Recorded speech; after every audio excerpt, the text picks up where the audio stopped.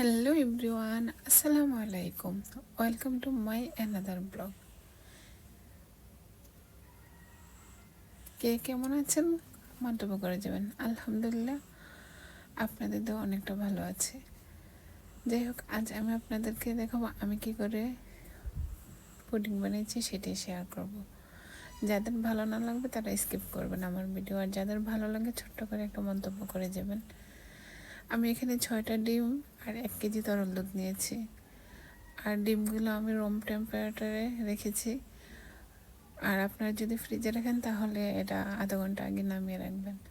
আমি আগে থেকে ডিমটাকে ফেটে নিয়েছি ভালোভাবে। ডিমটা ফেটে এখানে আমি পরিমাণ মতো চিনি অ্যাড করে নিব। আর চিনির পরিমাণটা আপনি কম বেশি দিতে পারেন, কারণ হচ্ছে এটা যার যার স্বাদ অনুযায়ী। আমার বাসায় চিনিটা একটু বেশি পছন্দ করে মিষ্টি জিনিস, তাই আমি একটু 2 কাপ পরিমাণ চিনি অ্যাড করেছি। আর এখানে দিয়ে দিলাম তরল দুধ। এটাকে আমি আগে থেকে ফুটিয়ে রেখেছি ভালোভাবে। তো এখন এটাকে আমি অ্যাড করে নিলাম। আর এই তো, তারপর চুলাতে আমি এটাকে 30 মিনিটের মতো বসিয়ে রেখেছি আগে থেকে গরম পানিতে। এখন আমি সব কিছু রেডি করে চুলাতে বসিয়ে দিব। আমি আগে থেকে চুলায় গরম পানিটা ফুটিয়ে নিয়েছি।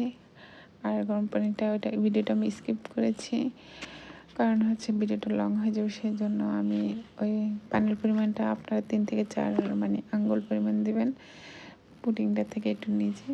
তারপর এটাকে 20 থেকে 25 মিনিট, আমি এটা সর্বোচ্চ 30 মিনিট রেখেছি। তারপর পারফেক্টলি একটা স্টিক দিয়ে দেখলাম যে না, এটা হয়ে এসেছে। তারপর না, এই যে আমার এটা পারফেক্ট লুকিং। সো কেমন হয়েছে দেখতে?